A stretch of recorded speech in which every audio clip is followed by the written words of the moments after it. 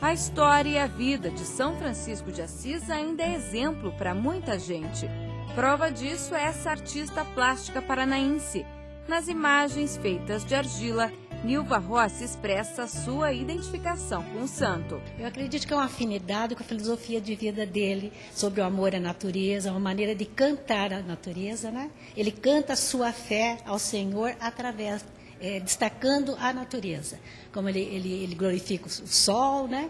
A irmã lua, as criaturas, que são todos animais, os seres humanos. Eu acredito que é mais nesse sentido assim, porque eu não achei um porquê diferente até hoje.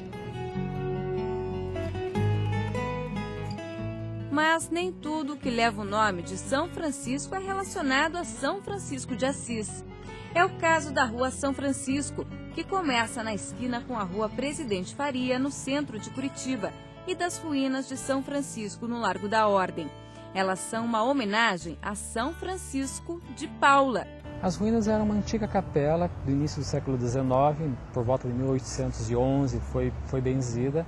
E a intenção era que ali fosse construída uma igreja de São Francisco de Paula. Acontece que o dinheiro das pessoas responsáveis pela obra acabou, é lógico, e coincidentemente, com o pouco de material que ainda havia para construir em meados do século XIX, foi transferido para o término da nossa nova catedral, porque a anterior foi demolida em 1875, e ficaram as ruínas do que seria a futura igreja.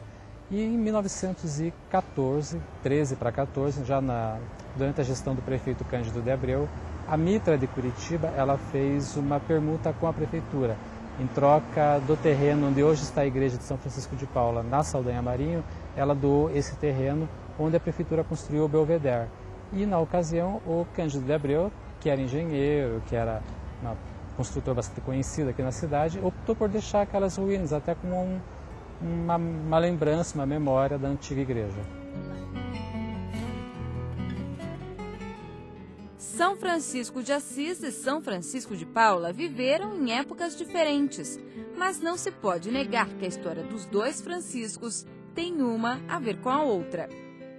Ele nasceu com um pequeno tumor nos olhos e os seus pais prometeram a São Francisco de Assis que se ele fosse curado, eles levariam ele até o mosteiro dos franciscanos. E de fato aconteceu um milagre, ele foi curado pela intercessão de São Francisco de Assis. Recebeu o nome de Francisco e foi aos 12 anos levado pelos pais com a roupa franciscana até o mosteiro dos franciscanos. Ficou um ano lá e os freis gostaram muito dele, mas chegou no último dia, ele disse: não quero mais, tenho que partir porque Deus me chama para outra missão. E foi viver nas montanhas, isolado, sozinho. E começou então a juventude a buscá-lo e ele se tornou um grande líder da época. E fundou uma outra congregação que se chama dos Mínimos, porque existiam os frades menores franciscanos, mas ele dizia que não tinha dignidade para ser chamado de menor, ele queria ser chamado de mínimo. Então fundou os freis mínimos, que até hoje nós temos no mundo todo. Francisco de Paula também é italiano. Nasceu em 1416. Era conhecido por fazer muitos milagres. Um dos grandes milagres foi no Estreito de Messina, quando um barqueiro estava atravessando o estreito, ele pediu carona para o barqueiro. E o barqueiro disse: se tiver dinheiro, tudo bem. Se não tiver dinheiro, não. E ele falou: mas eu sou um frade, como eu faço? Tinha 2 frades com ele também. E o barqueiro estava com o coração endurecido e não aceitou. E foi passar o Estreito de Messina. São Francisco não pensou 2 vezes. Fez sua oração, tirou seu manto, colocou sobre as águas e, miraculosamente, visto por milhares de pessoas na época, atravessou o Estreito de Messina só com o seu manto.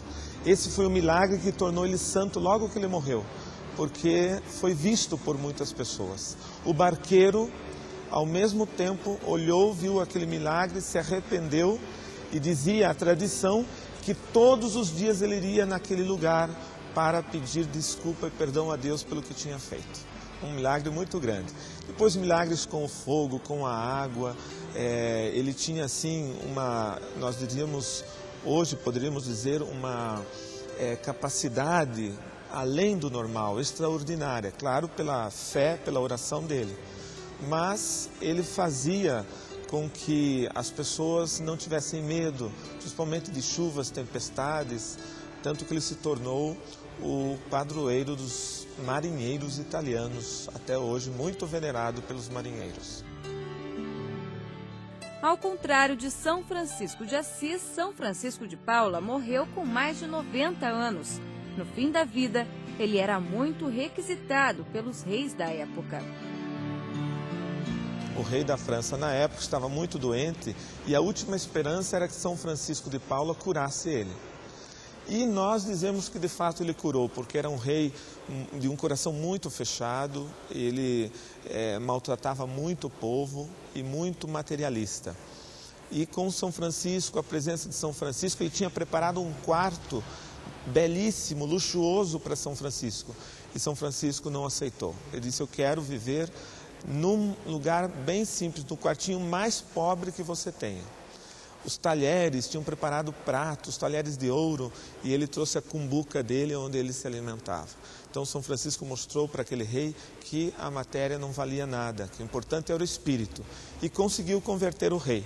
De fato, antes da morte, o rei perdoou todas as pessoas que estavam devendo, libertou muitos escravos. São Francisco era um homem extraordinário, de uma influência muito grande. Tanto que os posteriores reis não aceitaram que ele fosse embora. E ele acabou morrendo na França.